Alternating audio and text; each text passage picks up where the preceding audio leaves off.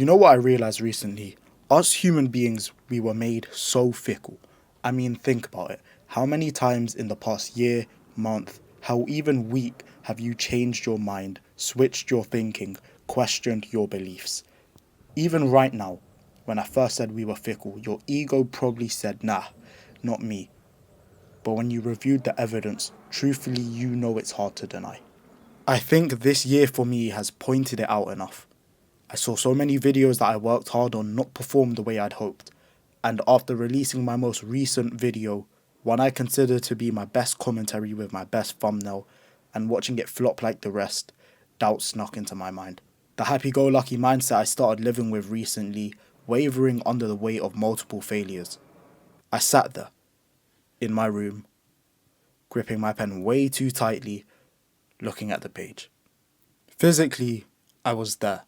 Mentally, I wasn't. I was looking at my uni offer, regretting not being there, despite just writing a 5-page script about obsession, ending it with the line, I'm gonna get so good at this that the world can't reject me. I went from not believing in natural talent to about to give up because I couldn't close the gap it makes. Maybe this isn't meant for me. You went from borderline failing your A levels to B's in less than a month. Just stick to what you're good at. Put the fries in the bag. That's effectively what I was telling myself. Anxious, I got out of the house and went on a bike ride. I ended up at a mosque and it was nearly sunset, so I went in and waited. I sat on the floor dejected, questioning why on so many things in my life, sinking deeper and deeper into despair. Then I heard the call to prayer. Immediately, all the doubts left my mind and heart. I prayed and went home. That was when I realized that the human heart is truly fickle, always ready to change its tune on a dime, in a way that is completely out of our control. You could be at your worst in every sense, but still confident in your chances, or at your best, yet your heart uneasy at the potential fall.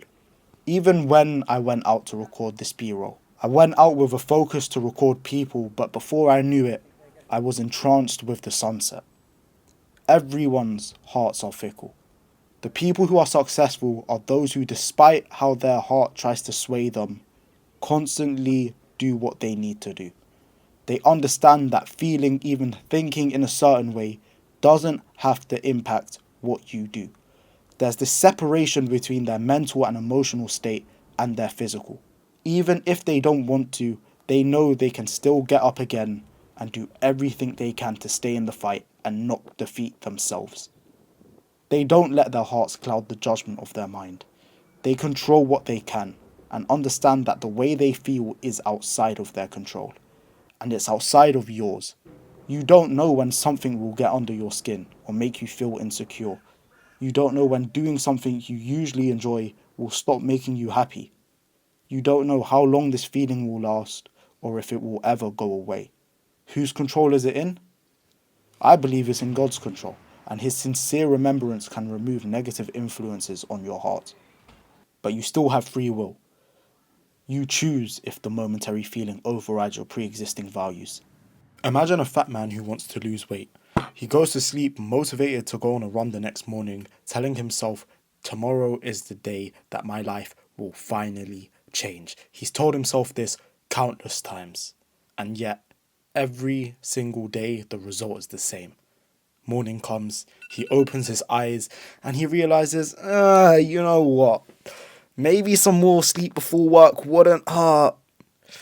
It took me a while to get to sleep anyways, he thinks as he slowly lulls himself back to sleep. What he doesn't realize is taking place is a conversation between his circumstances and his actions. The tiredness, the 9 a.m. work start, the fear of inadequacy, all ask him the same questions. Does this really matter? And can you even do this? Just disguised as, just 10 more minutes in bed. I can do it tomorrow. The man knows his health is important, and yet until he gets out of bed, he hasn't answered the questions. And when he inevitably falls asleep again, he's answering, no, this doesn't matter to me, and no, I can't do this. That's not true for his values, but that's what he's telling himself.